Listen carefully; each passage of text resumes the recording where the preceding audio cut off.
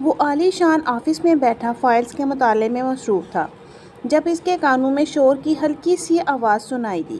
اس نے فوراً انٹرکام پر سیکرٹری سے رابطہ کیا تو پتہ چلا کوئی لڑکی بغیر اپائنٹمنٹ کے آفس میں گھس آئی ہے جسے گارڈز باہر نکال رہے ہیں، مگر وہ ضد کر رہی ہے کہ اسے عباس حیدر سے ہر صورت ملنا ہے۔ اس نے کچھ پل سوچنے کے بعد سیکرٹری سے گارڈز کو روکنے اور لڑکی کو اندر بھیجنے کو کہا۔ جب لڑکی اندر داخل ہوئی تو عباس حیدر دیکھتا ہی رہ گیا۔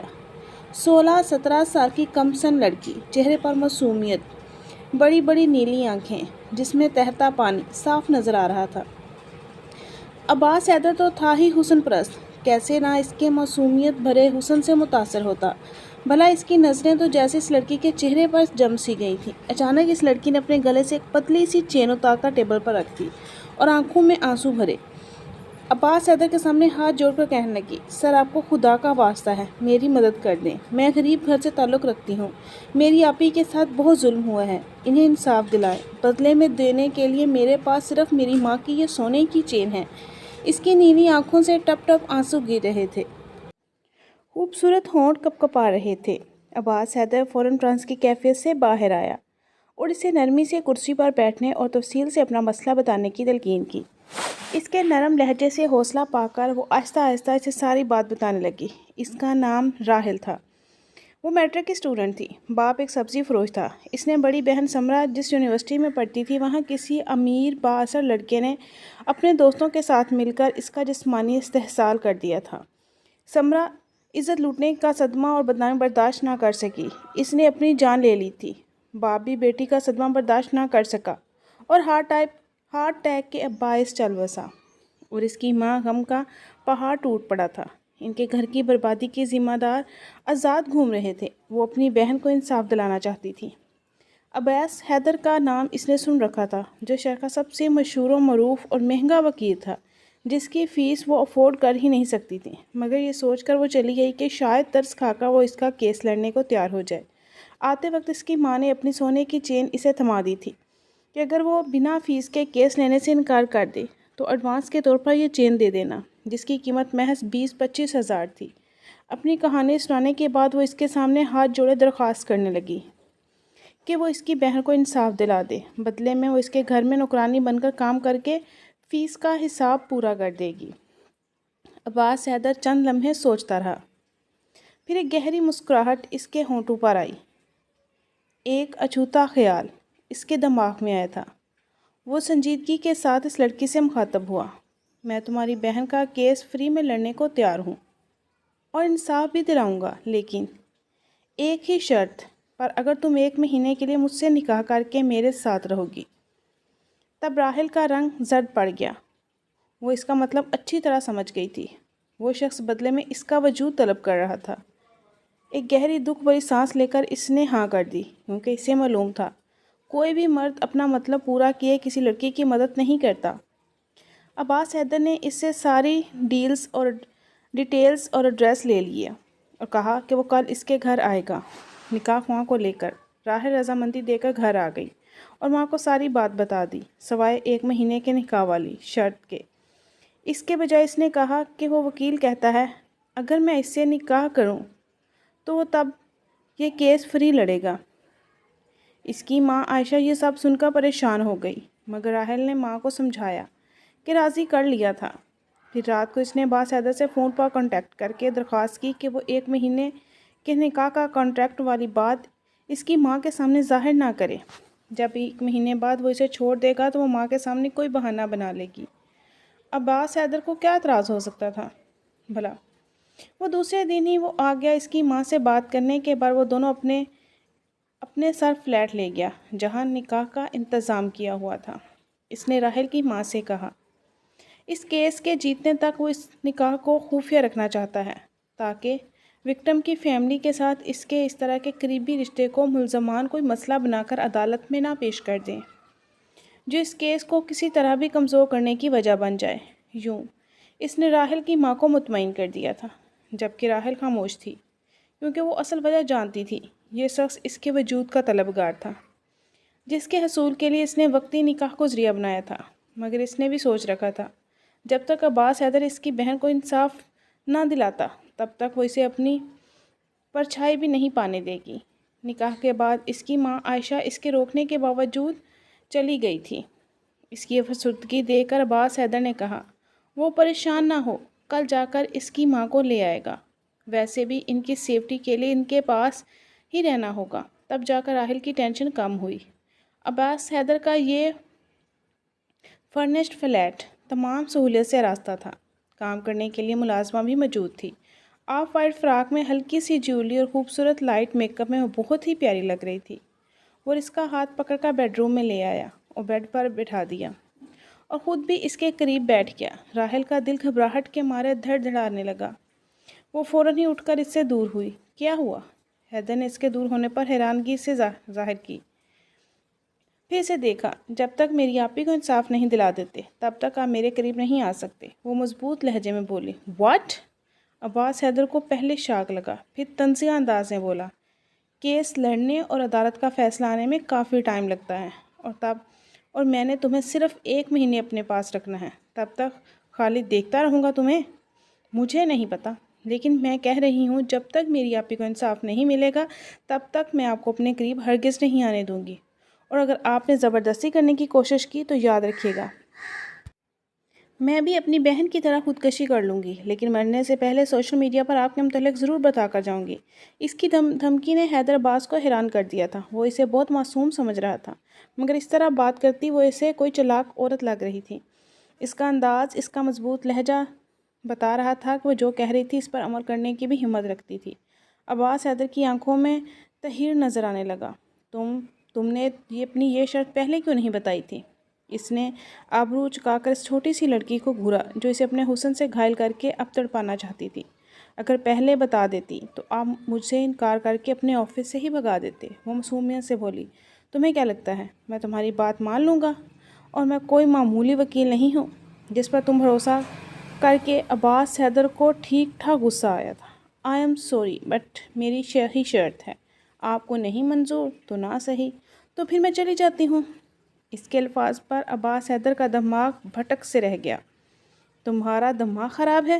نکاح ہو چکا ہے ہمارا، کوئی مذاق یا معمولی بات نہیں ہوتا نکاح۔ اب کیسے اس ڈیل کو ختم کر سکتے ہو؟ تو وہی تو میں آپ کو سمجھانا چاہ رہی ہوں کہ آپ کے نکاح میں ہوں، جب تک آپ نہیں چاہیں گے میں کہیں نہیں جا سکتی۔ اس نکاح سے اپنی مرضی سے جان نہیں چھڑوا سکتی۔ پھر کیسی بے اعتباری بھلا؟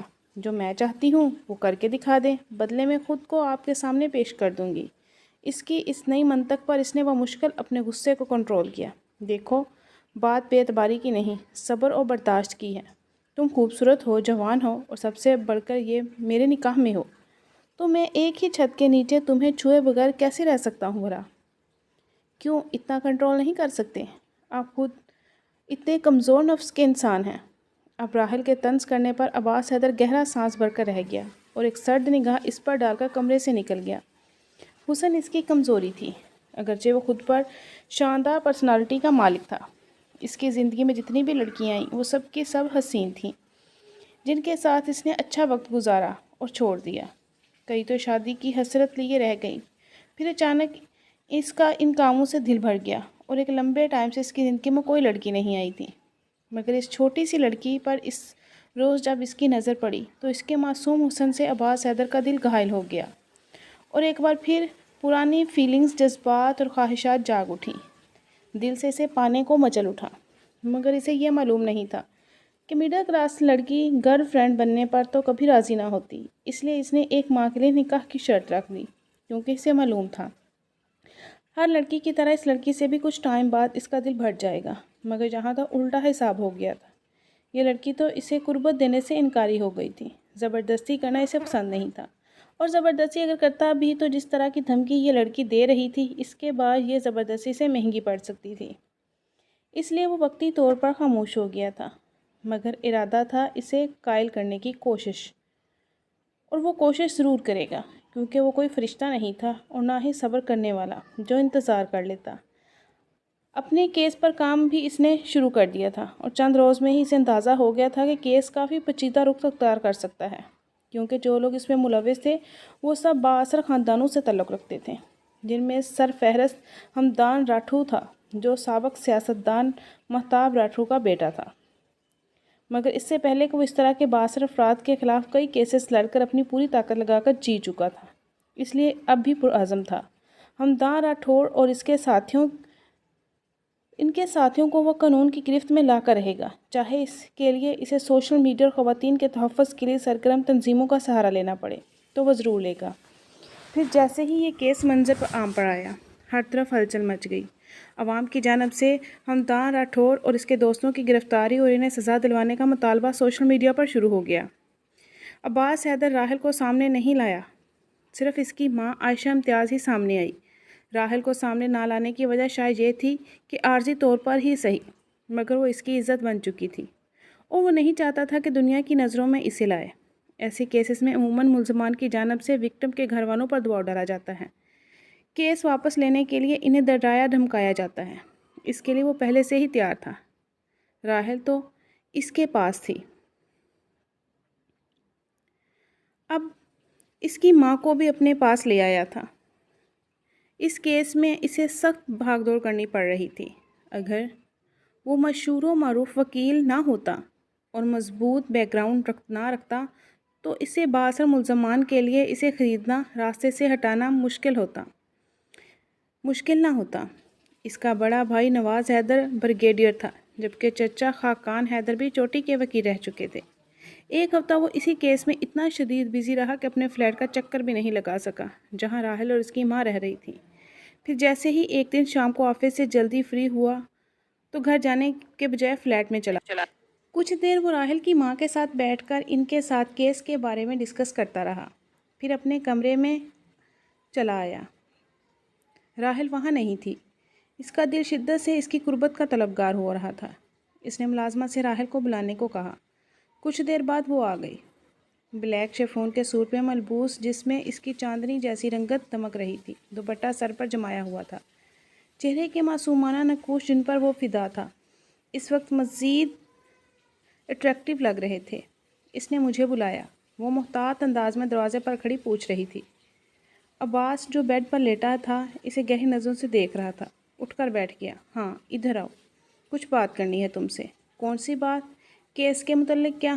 اس کا وہی محتاط انداز برقرار تھا اور وہ اپنی جگہ پر جمی کھڑی تھی۔ عباس کو غصہ تو آیا مگر اندر ہی اندر دبا گیا۔ ہاں کیس کے متعلق ہی، اسی کے متعلق بات کرنی ہے۔ یہاں آؤ، کھا نہیں جاؤں گا تمہیں۔ راحل کو اس کے لہجے سے غصہ جھلکتا محسوس ہوا۔ وہ ہونٹ کاٹتی چھوٹے چھوٹے قدم اٹھاتی اس کے نزدیک آ گئی تو عباس حیدر نے اسے بیٹھنے کو کہا۔ وہ جیسے ہی بیٹھی، عباس حیدر اٹھ کر دروازے کی طرف بڑھا اور لاک کر دیا۔ راحل کا دل اچھل کر حلق میں آیا۔ دروازہ کیوں بند کیا آپ نے؟ وہ بری طرح گھبرائی تھی۔ اتنی گھبرا کیوں رہی ہو؟ نکاح ہوا ہے ہمارا۔ وہ اسے گہری نگاہوں سے دیکھتا اور گہرے لہجے میں کہتا بے حد قریب آ گیا تھا۔ راحل کی سیٹی گم ہو گئی۔ اس نے بدحواس ہو کر اپنے بچاؤ کے لیے ادھر ادھر دیکھا مگر کچھ سمجھ نہیں آئی۔ وہ سمجھ نہیں پا رہی تھی کہ کیا کرے۔ سامنے چند انچ کے فاصلے پر وہ کھڑا تھا، جس کی نگاہیں اس کے ارادے بتا رہے تھے۔ وہ یہ جانتی تھی کہ چیخنے چلانے کا بھی کوئی فائدہ نہیں تھا کیونکہ کمرہ ساؤنڈ پروف تھا۔ اگر ساؤنڈ پروف نہ بھی ہوتا تو وہ چلا نہیں سکتی تھی کیونکہ اس صورت میں ماں کو اصل بات بتانا پڑتی۔ پھر دیکھیں سر، آپ کے جو بھی ارادے ہیں ان سے باز آ جائیں۔ میری شرط پورا کیے بغیر آپ مجھے چھو نہیں سکتے۔ اپنی کمزور لہجے کو مضبوط بنانے کی کوشش کرتے ہوئے اس نے ایک بار پھر سے اپنی شرط یاد دلاتے اس کے غلط ارادے سے باز رکھنا چاہا، مگر عباس حیدر کو اس کے خوبصورت چہرے اور وجود کے علاوہ اور کچھ دکھائی اور سنائی نہیں دے رہا تھا۔ وہ اس کے اتنا قریب آ چکا تھا کہ اس کی سانسوں کی تپش اور منہ سے آتی عجیب سی سمیل راحل کو بخوبی محسوس ہو رہی تھی۔ وہ نہیں جانتی تھی کہ عباس حیدر کے منہ سے آنے والی بو حرام مشروب کی ہے۔ اس نے عباس حیدر کو خود سے دور رکھنے کی ہر ممکن کوشش کی، دھمکیاں، منتیں، التجائیں، مگر عباس حیدر پر کسی کا بھی اثر نہ ہوا۔ اسے وہ ایسا جام لگ رہی تھی جس کے پیے بنا یا چھوئے بنا اسے مرنے کے مترادف لگ رہا تھا۔ راحل نے خود کو بچانے کے لیے بہت کوشش کی مگر ناکام رہی۔ صبح جب عباس حیدر کی آنکھ کھلی اور نشہ اترا تو اسے روتے دیکھ کر شرمندہ ہو گیا اور اسے معذرت کرنا چاہ رہا تھا، مگر وہ اس کا ہاتھ جھٹک کر کمرے سے چلی گئی۔ عباس حیدر نے خود کو تسلی دی کہ اسے شرمندہ ہونے کی ضرورت نہیں، اس نے کچھ غلط نہیں کیا۔ اس رات کے بعد 3 دن وہ پھر مصروف رہا اور وہاں دوبارہ نہ آیا، البتہ ملازمہ سے ان کی خیر خبر لیتا رہا۔ 2 دن بعد کیس کی پہلی پیشی تھی، جس میں راحل کی ماں کا عدالت میں پیش ہونا ضروری تھا۔ وہ خود ان کو لینے گیا تھا۔ راحل نے کیس سے متعلق چند سوال کیے اس سے، مگر اس کا لہجہ اکھڑا اکھڑا تھا، جس کی وجہ سے عباس حیدر کو معلوم تھی۔ پہلی پیشی کے بعد راحل کی ماں عائشہ اور دوبارہ عدالت نہ جا سکیں۔ ایک رات وہ سوئیں تو صبح مردہ حالت میں پائی گئیں۔ راحل کا رو رو کر برا حال تھا۔ عباس حیدر سے سنبھالنے میں ناکام ہو رہا تھا۔ ماں کی موت نے اسے توڑ کر رکھ دیا تھا۔ وہ عباس حیدر سے کہتی، میں اس امید پر جی رہی ہوں کہ میری بہن کے مجرموں کو آپ سزا دلوائیں گے اور میں اپنی آنکھوں سے دیکھوں گی، تبھی مجھے سکون ملے گا۔ جو اب وہ بڑے یقین سے کہتا، ایسا ہی ہوگا، میں یہ کیس جیت کر دکھاؤں گا۔ مگر عباس حیدر کا دعویٰ پہلی بار ناکام ثابت ہوا۔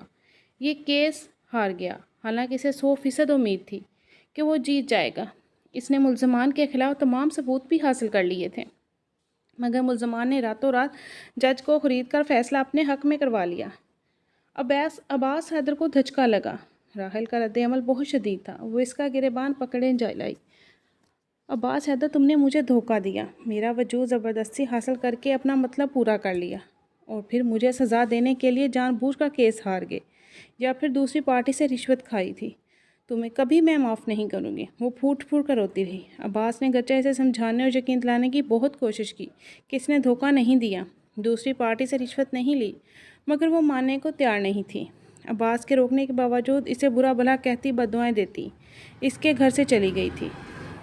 اس کے جانے کے بعد وہ شدید بے چین ہو گیا۔ ایک طرف کیس ہارنے کا دکھ تھا تو دوسری طرف راحل کی بدگمانی اور چلے جانے کا۔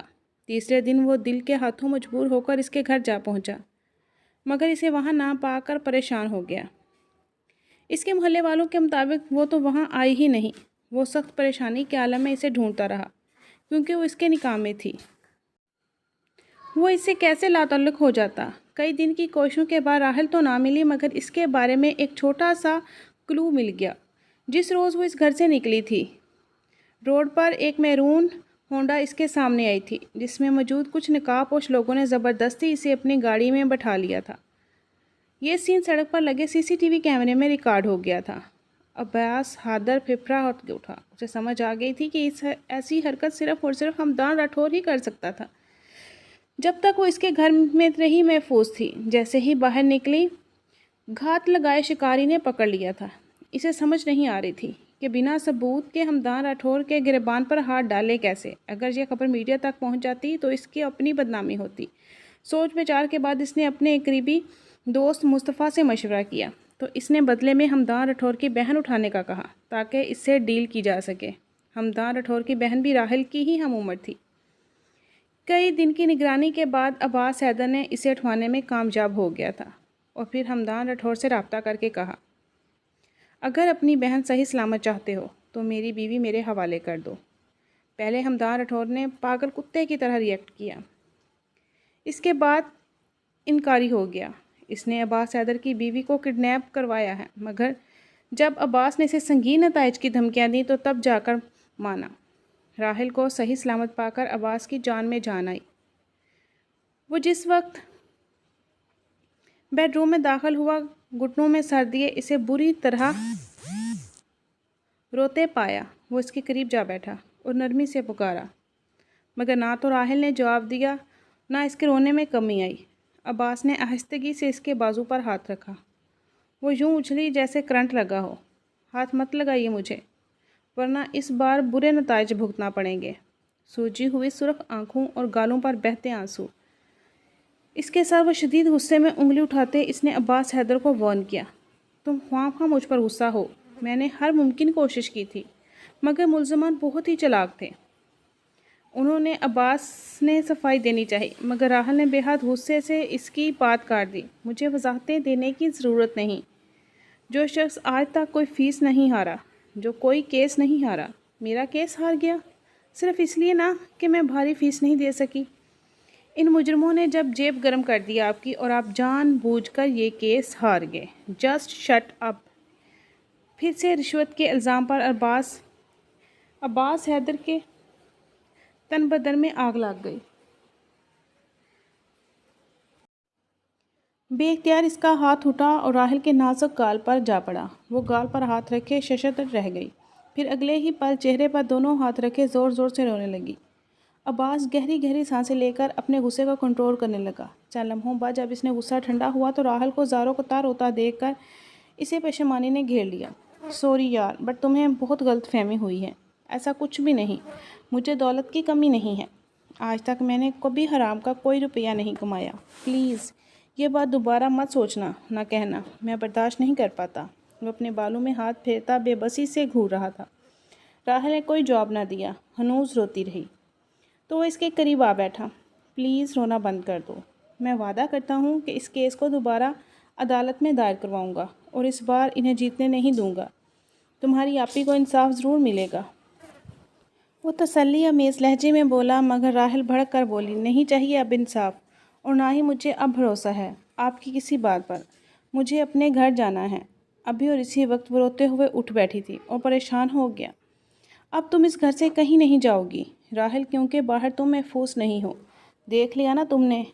ये तो शुक्र अदा करो कि तुम मेरी बीवी थी। इसी वजह से अगवा करने के बावजूद हमदान राठौर ने तुम्हें कोई नुकसान नहीं पहुंचाया, क्योंकि वो जानता था अगर ऐसा कुछ करता तो फिर मेरे हाथों से ना बचता।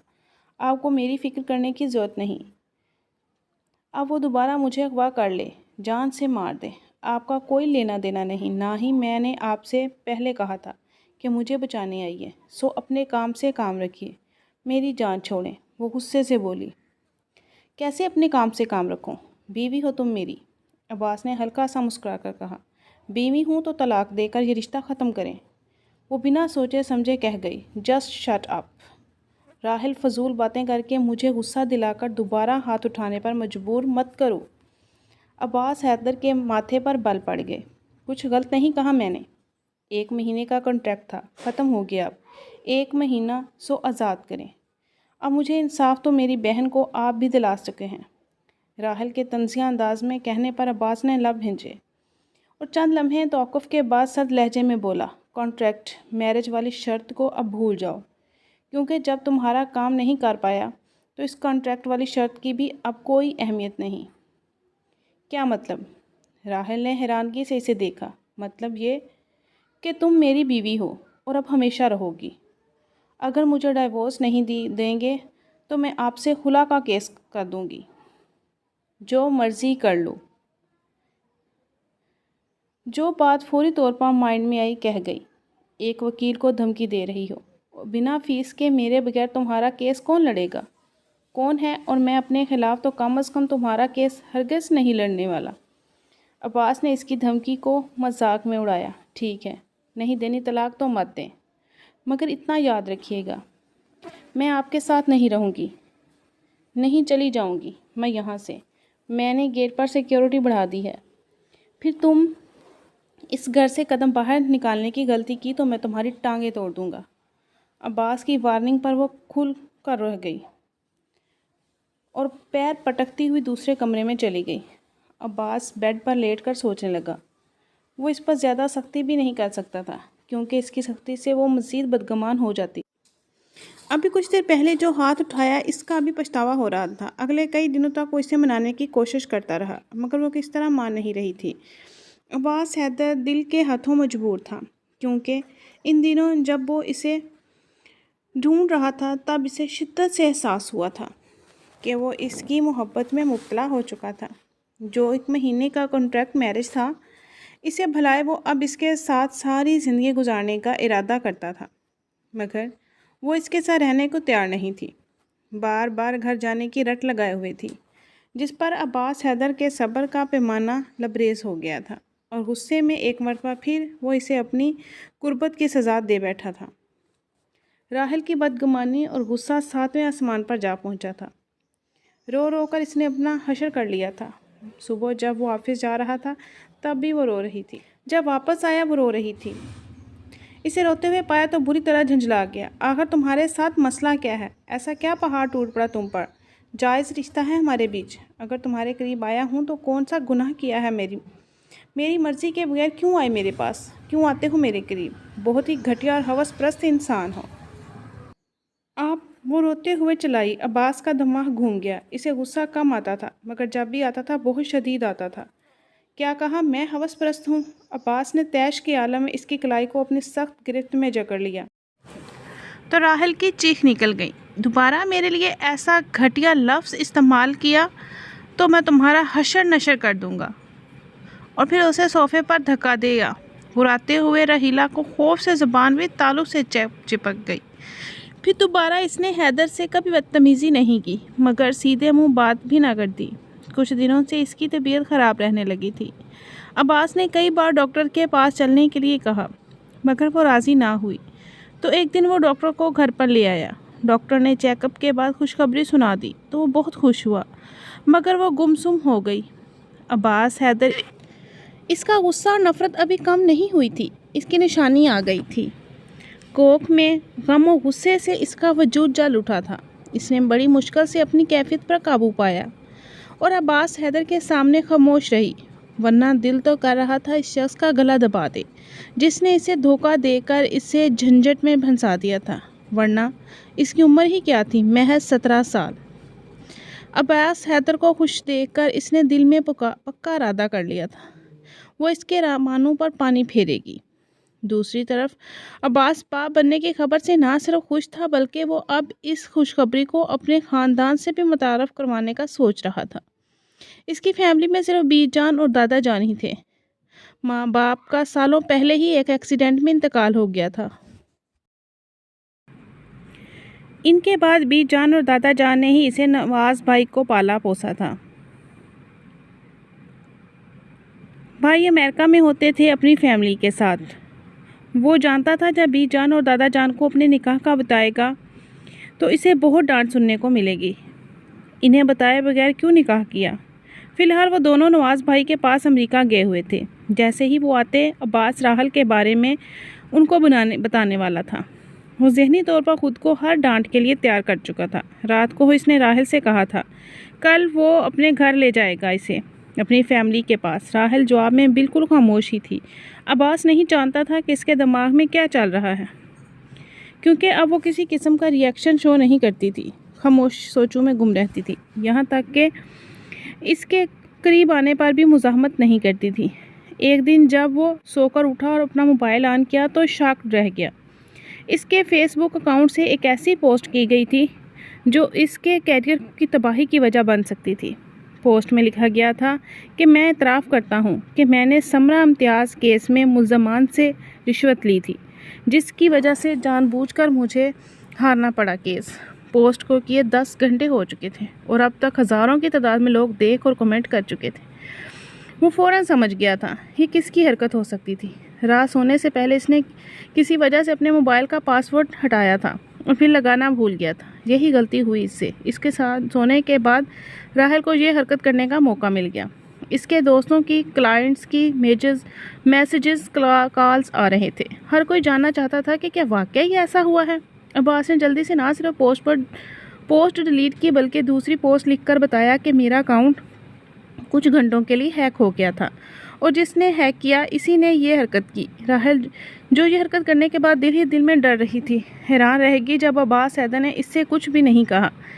शायद इस तरह खुद को अच्छा शो करके मेरे दिल में जगह बनाना चाहता है। इसे ऐसी सज़ा दूंगी कि अपने धोखे पर पछताएगा, राहल ने नफ़रत से सोचा। अब्बास अगरचे इसका हर मुमकिन ख्याल रख रहा था, मगर इसके साथ वो इसकी कड़ी निगरानी भी करता था, क्योंकि इसे राहल पर भरोसा नहीं था। इसीलिए इसके अकेले बाहर जाने पर भी पाबंदी थी। चेकअप के लिए भी वो जाता था तो उसे खुद साथ ले जाता था। एक दिन वो ऑफिस में था जब गैर मुतवक्का तौर पर राहल ने इसे कॉल करके पार्क जाने की ज़िद की और इजाज़त की मांगी। इसका कहना था कि घर में इसका दम घुट रहा है। अब्बास को ना चाहते हुए भी इजाज़त देनी पड़ी, लेकिन इसने मुलाजमा को फ़ोन करके राहल का ख़ास ध्यान रखने को कहा। लेकिन राहल मुलाजमा को बड़ी सफाई से चकमा देकर वह फरार हो गई थी। अब्बास हैदर को पता चला तो उसके पैरों तले से ज़मीन निकल गई। न जाने वो लड़की क्यों अपनी दुश्मन बनी हुई थी। अब की बार वो अकेली नहीं थी। इसकी कोख में अब्बास हैदर की औलाद थी, जिसकी वजह से वो पल पल खुद को मरता महसूस कर रहा था। पहले तो इसने अपने तौर से इसे ढूंढने की कोशिश की, फिर नाकामी पर अपने एक पुलिस ऑफिसर दोस्त की मदद ली, मगर 1 مہینہ گزر گیا، راحل کا کچھ پتہ نہ چلا، وہ یوں غائب ہوئی جیسے زمین کھا گئی یا آسمان نکل گیا۔ عباس حیدر سخت اذیت میں تھا۔ اس کی ایک ہی خواہش تھی کہ ایک بار وہ اسے مل جاتی، وہ اسے ایسی سزا دیتا کہ دوبارہ اس طرح کی حرکت کرنے کے قابل ہی نہ رہتی۔ مہینوں پر مہینے گزرتے گئے راحل کو ڈھونڈنے میں، ناکام۔ پھر ایک دن پولیس کو ایک لڑکی کی باڈی ملی جو پریگننٹ تھی۔ چہرہ پہچان کے قابل نہیں تھا، لیکن اس کے کپڑوں اور جسمانی ساخت بتا رہے تھے کہ وہ راحل ہی کی باڈی ہے۔ عباس حیدر بہت رویا۔ کئی عرصہ اسی غم میں اس نے خود کو گھر میں قید کر لیا۔ پھر آہستہ آہستہ بی جان اور دادا جان کی کوششوں سے نارمل ہوا اور اپنے کام میں خود کو مصروف کر لیا، مگر 3 سال گزرنے کے باوجود وہ راحل کو بھول نہیں پایا تھا۔ بی جان اور دادا جان بھی اسے شادی کا کہتے، وہ ناراض ہو جاتا تھا، یہاں تک کہ دادا جان اس کی شادی کی خواہش لیے ہی اس دنیا سے چلے گئے۔ اس دن بھی جب وہ آفس سے گھر آیا تو بی جان اس کے سامنے وہی ٹاپک لے بیٹھی۔ عباس، آخر کب تک یوں چھڑے چھانٹ رہو گے؟ 35 سال کے ہو گئے ہو، نہ جانے کس وقت میری آنکھیں بند ہو جائیں۔ میں تمہارے بچوں کو گود میں کھلا کر مرنا چاہتی ہوں، میری یہی خواہش پوری کر دو۔ بی جان اس کے سامنے ہاتھ پھیلا دیے۔ عباس نے گہرا سانس لے کر انہیں دکھ سے دیکھا۔ اب جانتی ہیں بی جان، میں نے شادی کی تھی، اولاد بھی اس دنیا میں آنے والی تھی، مگر میری قسمت اچھی نہیں تھی، وہ مجھے خوشی راس نہیں آئی۔ اب میں دوبارہ یہ تجربہ نہیں دہرانا چاہتا عباس۔ ضروری تو نہیں کہ ہر لڑکی ایک جیسی نکلے۔ اس نے تمہاری محبت کی قدر نہیں کی، تمہارا کہنا نہیں مانا، تو سزا پائی۔ اب تم خود کو تنہا رکھ کر اپنی بی جان کو سزا نہ دو، جس نے تمہیں کتنی مشکلوں سے پال پوس کر بڑا کیا۔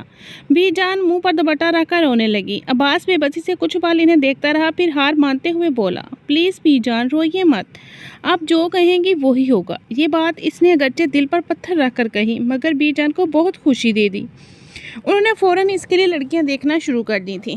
جس دن انہوں نے اس کے لیے لڑکی فائنل کی، اسی دن اس کے پاس سمرہ امتیاز جیسا ایک کیس آیا، اور اس بار بھی ملزم حمدان راٹھور اور اس کے دوست تھے، جنہوں نے مریم علی نامی ایک لڑکی کا استعمال کیا تھا۔ لڑکی نے اپنی جان لینے کی کوشش کی مگر بچ گئی۔ اس کے گھر والوں نے عباس حیدر کو اس کیس کے لیے ہائر کیا۔ سمرہ کی طرح وہ غریب گھر کی لڑکی نہیں تھی۔ عباس حیدر ایک نئے عزم سے اس کیس پر جت گیا۔ اس بار وہ حمدان راٹھور کو بچ نکلنے کا کوئی موقع نہیں دینا چاہتا تھا۔ اگر اس بار وہ قانون کی گرفت میں آ جاتا تو سمرہ امتیاز کو بھی انصاف مل جاتا، جس کے لیے وہ ہمیشہ گلٹی فیل کرتا رہا، جس کی وجہ سے اسے اپنی محبت کو کھونا پڑا تھا۔ اس کی شادی کے فنکشنز بھی شروع ہو چکے تھے، میڈیا کوریج مل رہی تھی، مگر اس کے پاس اس کیس کی وجہ سے اپنی شادی کے فنکشنز اٹینڈ کرنے کے لیے وقت ہی نہیں تھا، جس کی وجہ سے بی جان بھی اس سے ناراض تھی، مگر اس کی ساری توجہ کیس پر تھی۔ جس دن اس کی بارات تھی، اس دن بھی مشکل ٹائم نکال کر وہ شادی ہال پہنچا، تو شادی سے پہلے بی جان نے اسے اس کے منگیتر کی نمرہ کی تصویر دکھائی، جس نے اسے سرسری انداز میں دیکھا۔ اگرچہ انہوں نے ملنے کو کہا تھا، مگر عباس کے پاس ٹائم نہیں تھا، اس لیے وہ نہیں جانتا تھا کہ عادتاً اور مزہ وہ لڑکی کیسی ہوگی، لیکن شادی والی رات اسے اندازہ ہو گیا۔ نمرہ خوبصورت ہونے کے ساتھ ساتھ اچھی خاصی بورڈ لڑکی تھی۔ جس طرح اس نے عباس کے ساتھ بے باکی سے لگاؤٹ اور مظاہرہ کیا، عباس کو اس کی نیچر کا اندازہ ہو گیا تھا، لیکن اس کے باوجود نہ جانے کیوں عباس کا دل اس کی طرف مائل نہ ہوا۔ نمرہ کی بے باکی دیکھ کر اسے راحل کا گریز اور اس کی شرم و حیا یاد آتی رہی۔ نمرہ کے ساتھ ہوتے ہوئے بھی وہ راحل کو مس کرتا رہا اور افسردگی سے سوچتا رہا، کاش وہ اس کی زندگی میں ہوتی تو آج اس کی جگہ یہ نمرہ نہ ہوتی۔ شادی کے چند دن گزرے تھے کہ وہ نمرہ کے مزاج اور اس کی عادتوں سے عاجز آ گیا۔ آفس میں ہوتا تو وہ فون کر کے ناک میں دم کر دیتی، گھر پر ہوتا تو چپکنے کی کوشش کرتی، بار بار وقت نہ دینے کی شکایت کرتی، گھومنے کے لیے اصرار کرتی، جبکہ باس اس زنجلات میں مبتلا ہوتا۔ اس کیس کی وجہ سے وہ ذہنی طور پر ڈسٹرب رہتا تھا، کیونکہ وہ اس بار ہارنا نہیں چاہتا تھا۔ لڑکی گھر والوں کو حمدان راٹھور کی طرف سے اگرچہ کیس واپس لینے کے لیے بلیک میل کیا جا رہا تھا، مگر عباس حیدر انہیں کیس ختم کروانے سے روک رہا تھا۔ خود ذاتی طور پر ان کو سیکیورٹی مہیا کی۔ ہمدان راٹھور جب لڑکی کے گھر والوں کو ڈرانے اور کیس ختم کروانے میں ناکام رہے تو اس نے عباس حیدر پر حملہ کروایا۔ خوش قسمتی سے عباس حیدر کی جان بچ گئی۔ اس واقعے کا سوشل میڈیا پر بہت چرچا ہوا۔ نواز حیدر فوراً پاکستان آ گئے۔ عباس نے واضح طور پر ہمدان راٹھور کا نام لیا۔ یوں ہمدان راٹھور ڈبل کیس میں پھنس گیا۔ اس بار عباس اکیلا نہیں تھا۔ نواز حیدر کی بہت اونچے تعلقات تھے جن کو استعمال کرتے ہوئے انہوں نے ہمدان راٹھور کے باپ کی تمام کوششوں پر پانی پھیرتے ہوئے قاتلانہ حملے کے جرم میں ہمدان راٹھور کو گرفتار کر لیا گیا۔ جب وہ ایک بار پھر سلاخوں کے پیچھے چلا گیا تو عباس حیدر نے مریم علی اور سمرہ امتیاز کیس سے متعلق تمام ثبوت اکٹھے کیے اور انہیں عدالت میں پیش کر دیا۔ اس بار ثبوتوں نے ہمدان راٹھور کی گردن جکڑ لی۔ سمرہ امتیاز کیس دوبارہ کھل گیا۔ مہتاب راٹھور کی تمام تر کوششوں کے باوجود ہمدان راٹھور کو 20 سال قید بامشقت اور 10 لاکھ جرمانہ، جبکہ اس دوستوں کو بھی 10 لاکھ قید اور بھاری جرمانہ ادا کرنا پڑا۔ اسے نہ صرف شکرانے کے نوافل ادا کیے بلکہ راہل کو یاد کر کے روتا رہا۔ کیس جیتنے کی خوشی میں نمرا اس سے ٹریٹ کا مطالبہ کر رہی تھی۔ پہلی بار وہ دل سے مسکرایا اور حامی بھرتے شام کو اسے تیار رہنے کا کہتے جلدی آنے کا وعدہ کرتے آفس چلا آیا۔ ابھی اسے آفس آئے کچھ دیر ہی گزری تھی جب اسے سیکرٹری نے اسے حرم حیدر نامی ایک لڑکی کے بارے میں بتایا جو اس سے ملنا چاہتی تھی۔ عباس نے اپائنٹمنٹ کا پوچھا تو سیکرٹری نے کہا نو سر، اپائنٹمنٹ نہیں ہے اس کے پاس، تو وہ کہتی ہے اسے آپ سے کسی کیس کے سلسلے میں نہیں بلکہ کوئی پرسنل کام ہے۔ عباس نے کچھ سوچ کر سیکرٹری کو اس سے اندر بھیجنے کو کہا۔ پھر جیسے ہی وہ اندر آئی اور عباس حیدر کی نگاہیں اس پر پڑی تو پلٹنا بھول گئے۔ وہ اسی جگہ ساکت اور جامد رہ گیا۔ اسے اپنی آنکھوں پر یقین نہ آیا۔ اس کے سامنے راحل امتیاز کھڑی تھی جسے وہ مردہ سمجھ کر صبر کر چکا تھا۔ پورے 3 سال اور 2 مہینے بعد وہ اس کے سامنے زندہ سلامت تھی۔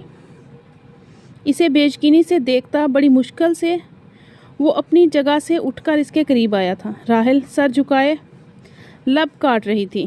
عباس پلکیں جھپکائے بغیر اسے دیکھتا جا رہا تھا۔ راحل سے اپنی ٹانگوں پر کھڑے رہنا دشوار ہو گیا۔ وہ گہرے سانس لیتی کرسی پر بیٹھ گئی۔ عباس کی نگاہوں میں اب بھی بے یقینی تھی جسے دیکھ کر وہ شرمندہ ہو گئی۔ آہستہ آہستہ وہ اسے اپنے بارے میں سب بتانے لگی کہ کس طرح اس کا گھر چھوڑ کر اپنی ماں کی ایک سہیلی کے پاس دوسرے شہر چلی گئی تھی تاکہ وہ اسے ڈھونڈ نہ پائے۔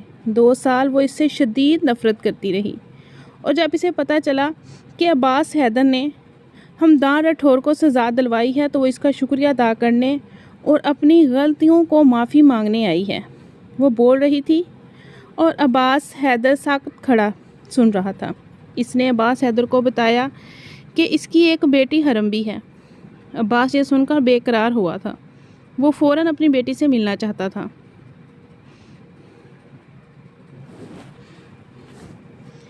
اسی وقت راحل کے ساتھ ہی وہ اس جگہ آیا جہاں وہ رہتی تھی۔ حرم ہو بہو اس کی کاپی تھی۔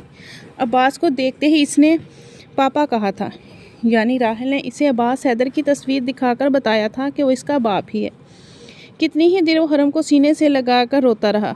2.5 سال وہ باپ کے ہوتے ہوئے بھی یتیموں کی سی زندگی بسر کرتی رہی۔ اس کے بدن پر جو معمولی پھٹا پرانا لباس اور جو اس کی صحت تھی، عباس حیدر کو اندازہ لگانے میں ذرا دیر نہ لگی کہ راحل امتیاز نے اپنی نفرت اور ضد کے چکر میں اس کی بیٹی کو کس طرح کے حالات میں رکھا۔ اس کا بس نہیں چل رہا تھا کہ وہ اس لڑکی کا گلا دبا دے جس نے اس کی بیٹی کو اتنا عرصہ باپ سے دور رکھا۔ اس نے بڑی مشکل سے اپنے آپ کو کنٹرول کیا۔ حرم کو گود میں اٹھائے وہ وہاں سے نکلنا چاہ رہا تھا جب راحل نے آنکھوں میں حیرانگی لیے اس کے سامنے آ گئی۔ میری بیٹی کو کہاں لے کر جا رہے ہیں؟ اس نے سوال کیا۔ عباس کے تن بدن میں آگ لگا دی۔ جسٹ شٹ اپ، تمہاری بیٹی یہ تب تک تھی جب تک تم نے اسے اپنے پاس رکھا۔ اب یہ میرے پاس رہے گی۔ کیا مطلب؟ آپ ایک بچی کو ماں سے جدا کریں گے؟ راحل نے ڈبڈبائی آنکھوں سے دیکھا۔ تم نے کیوں باپ سے جدا رکھا اتنا عرصہ بچی کو؟ عباس نے اسے گھور کر دیکھتے ہوئے ترکی بترکی جواب دیا۔ راحل کی آنکھوں سے آنسو بہنے لگے۔ عباس آپ ایسا نہیں کر سکتے، حرم میرے اور میں اس کے بغیر نہیں رہ پاؤں گی۔ آپ کو اس کو ساتھ لے جانا ہے تو میں بھی چلوں گی، میرے ساتھ صرف میری بیٹی رہے گی، تم وہیں رہو جہاں اتنے عرصے سے رہ رہی ہو۔ حرم کی فکر کرنے کی ضرورت نہیں ہے، اسے میں ماں کے بغیر رہنا سکھا دوں گا۔ اس کی درستگی سے کہنے پر راحل کی آنکھوں سے آنسو بہنے لگے۔ عباس آپ میرے ساتھ ایسا نہیں کر سکتے، میں صرف حرم کی ماں ہی نہیں آپ کی بیوی بھی ہوں۔ Just shut up. عباس کا بھڑکا، اتنا عرصہ بیوی ہونے کا خیال نہیں آیا؟ اب مجھے تمہاری کوئی ضرورت نہیں اور نہ ہی میری زندگی میں تمہاری کوئی جگہ ہے۔ ایک عدد بیوی میرے گھر پر موجود ہے، بیٹی مجھے مل گئی اور اب میری فیملی مکمل ہو گئی ہے۔ بیوی راحل کی آنکھوں میں حیرت سے پھیل گئی۔ نہیں، آپ جھوٹ بول رہے ہیں، وہ بے یقین ہوئی۔ سوشل میڈیا پر جا کر چیک کر لو، میری شادی کے تمام فنکشنز کی ویڈیوز تمہیں مل جائیں گی۔ عباس تنزیہ انداز میں کہہ کر حرم کو لے وہاں سے نکل گیا۔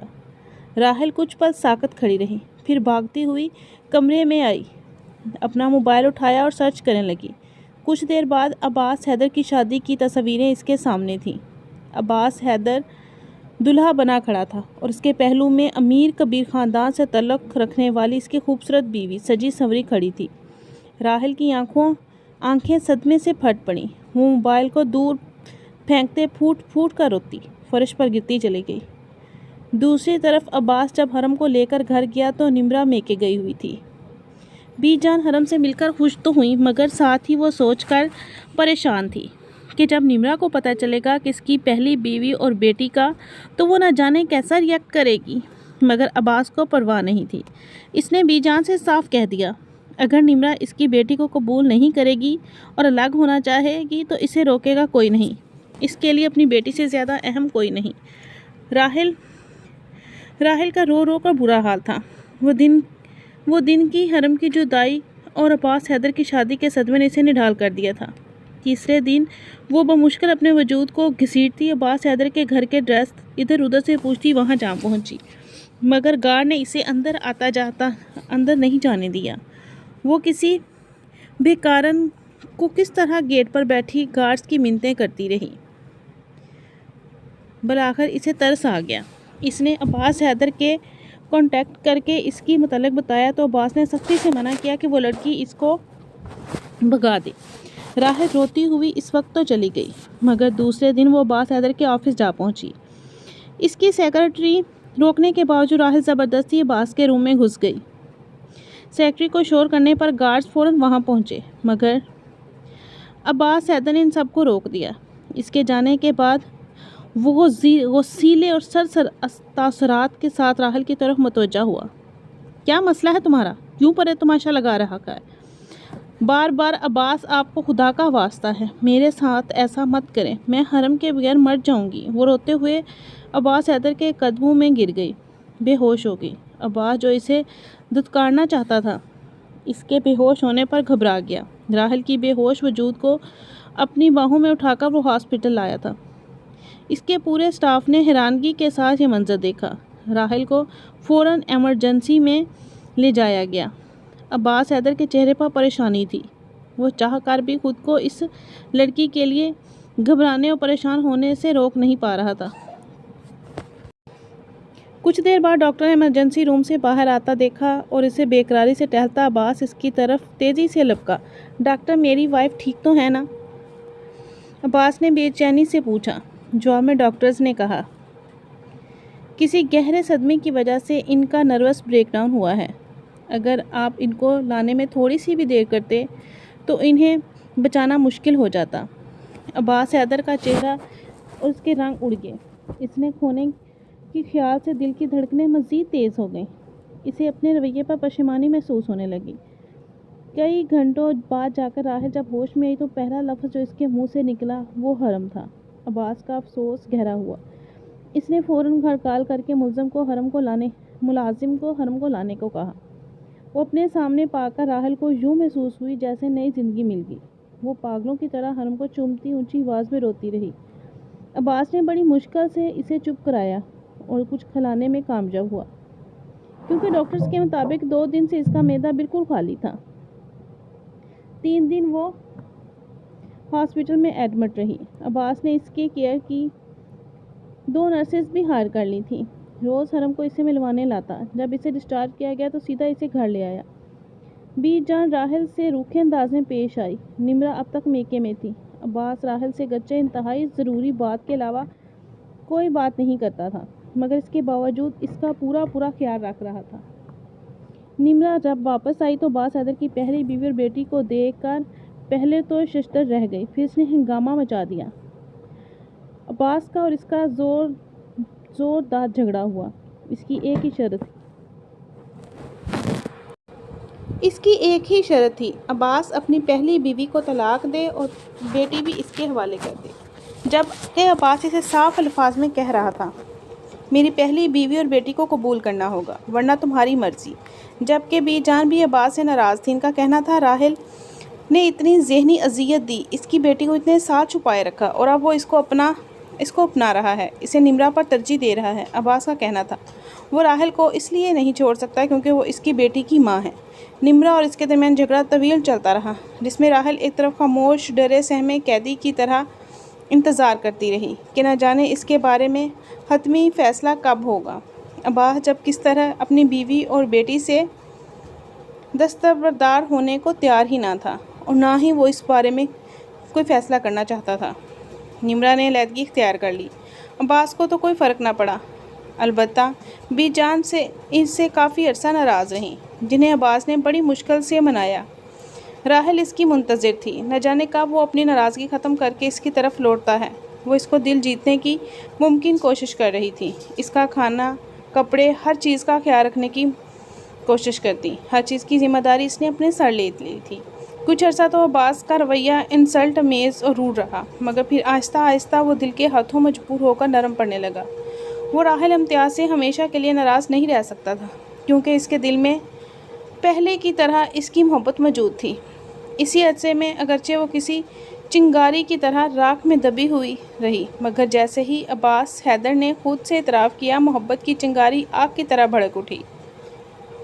اس بار راحل نے خود کو اپنی مکمل دلی رضامندی سے اسے سونپا تھا، کیونکہ اس کا دل بھی عباس حیدر کی محبت کا دم بھرنے لگا تھا۔ اب وہ بھی اس سے محبت کرنے لگی تھی، اب تو اس کی بچی کی ماں بھی تھی۔